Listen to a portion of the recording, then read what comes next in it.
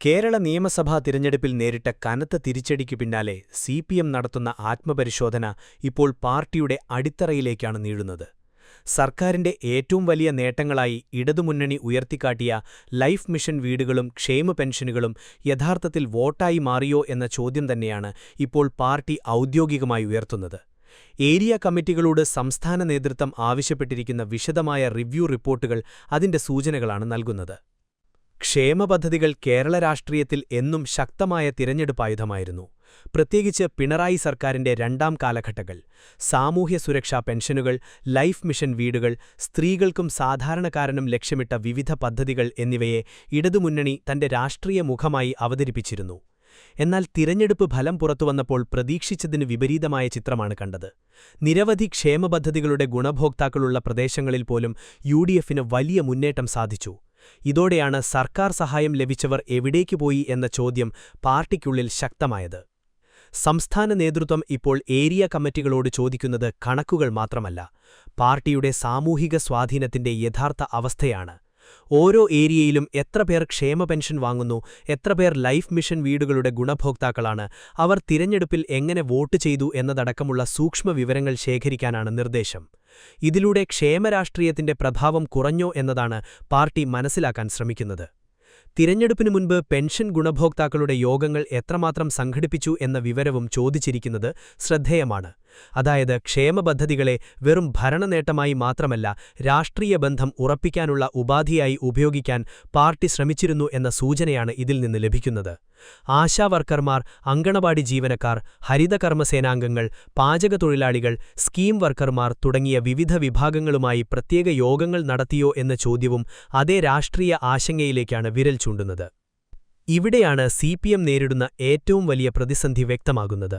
വർഷങ്ങളായി ഇടതുപക്ഷത്തിന്റെ സാമൂഹിക അടിത്തറയായി കണക്കാക്കപ്പെട്ടിരുന്ന നിരവധി വിഭാഗങ്ങൾ ഇത്തവണ അകന്നുപോയെന്ന സൂചനകൾ പാർട്ടിക്ക് ലഭിച്ചിരിക്കുകയാണ്.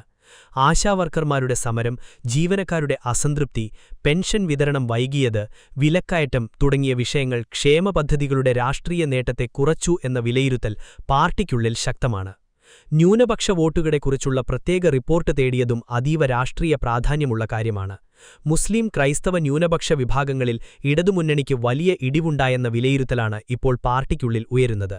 വിവിധ ന്യൂനപക്ഷ മേഖലകളിൽ പ്രത്യേക സ്ക്വാഡുകൾ പ്രവർത്തിച്ചിരുന്നോ, അവ എത്രത്തോളം ഫലപ്രദമായി എന്നതുപോലുള്ള ചോദ്യങ്ങൾ ഉയരുന്നത് തന്നെ തിരഞ്ഞെടുപ്പ് കാലത്ത് പാർട്ടി ന്യൂനപക്ഷ വോട്ടുകളിൽ ആശങ്കപ്പെട്ടിരുന്നു എന്നതിന്റെ തെളിവാണ്. അതേസമയം ബിജെപിയുടെ വളർച്ചയെക്കുറിച്ചും സിപിഎം വിശദമായ പഠനം നടത്താൻ തീരുമാനിച്ചിരിക്കുന്നത് രാഷ്ട്രീയപരമായി ഏറെ നിർണായകമാണ്. പ്രത്യേകിച്ച് ചില മണ്ഡലങ്ങളിൽ ബിജെപിയുടെ വോട്ടുകൾ യുഡിഎഫിന് പരോക്ഷമായി ഗുണമായോ എന്ന സംശയവും പാർട്ടി പരിശോധിക്കുന്നു.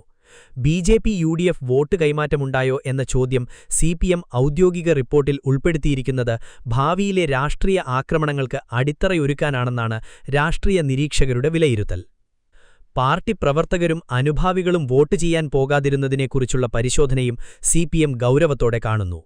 പാരമ്പര്യ ഇടതുപക്ഷ വോട്ടർമാരിൽ പോലും ഇത്തവണ നിരാശയും അനാസക്തിയും പ്രകടമായിരുന്നു എന്ന വിലയിരുത്തൽ പാർട്ടിക്കുള്ളിൽ ശക്തമാണ്. പാർട്ടി ജയിക്കില്ല എന്ന മുൻവിധി ചില കേന്ദ്രങ്ങളിൽ പ്രവർത്തകരെ പോലും നിഷ്ക്രിയരാക്കിയെന്നാണ് വിലയിരുത്തൽ.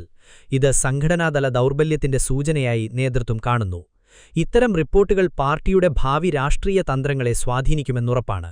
പ്രത്യേകിച്ച് ക്ഷേമരാഷ്ട്രീയം മാത്രം മതിയാവില്ലെന്നും ജനങ്ങളുമായി മാനസികവും രാഷ്ട്രീയവുമായ ബന്ധം നഷ്ടപ്പെട്ടാൽ പദ്ധതികൾ വോട്ടായി മാറില്ല എന്ന തിരിച്ചറിവ് സിപിഎമ്മിനുള്ളിൽ ശക്തമാകുകയാണ്. ജനങ്ങൾ സർക്കാർ ആനുകൂല്യങ്ങൾ സ്വീകരിച്ചാലും അതുകൊണ്ട് രാഷ്ട്രീയ വിശ്വാസം ഉറപ്പാകണമെന്നില്ല എന്ന യാഥാർത്ഥ്യമാണ് ഈ തിരഞ്ഞെടുപ്പ് ഫലം പാർട്ടിയെ പഠിപ്പിച്ചിരിക്കുന്നത്. ഇടതുമുന്നണിയുടെ പരാജയം വെറും ഭരണവിരുദ്ധ വികാരത്തിന്റെ ഫലമല്ല, സമൂഹത്തിലെ വിവിധ വിഭാഗങ്ങളുമായുള്ള രാഷ്ട്രീയ ബന്ധത്തിലെ വിള്ളലുകളുടെ പ്രതിഫലനമാണെന്ന സൂചനകളാണ് ഇപ്പോൾ പുറത്തുവരുന്നത്. അതിനാലാണ് സിപിഎം ഏരിയ കമ്മിറ്റികളിൽ നിന്ന് സാധാരണ തിരഞ്ഞെടുപ്പ് റിവ്യൂ അല്ല, സാമൂഹിക രാഷ്ട്രീയ വിശകലനം തന്നെ തേടുന്നത്. ഈ ആത്മപരിശോധന യഥാർത്ഥ മാറ്റങ്ങളിലേക്ക് നയിക്കുമോ അതോ പതിവ് റിപ്പോർട്ടുകളിൽ ഒതുങ്ങുമോ എന്നതാണ് ഇനി ശ്രദ്ധിക്കപ്പെടുന്നത്. എന്നാൽ ഒരു കാര്യം വ്യക്തമാണ്, കേരള രാഷ്ട്രീയത്തിൽ ഒരിക്കൽ ഉറച്ചതെന്ന് കരുതിയിരുന്ന ഇടതുപക്ഷത്തിന്റെ ക്ഷേമരാഷ്ട്രീയ സമവാക്യം ഇപ്പോൾ വലിയ പരീക്ഷണഘട്ടത്തിലൂടെയാണ് കടന്നുപോകുന്നത്.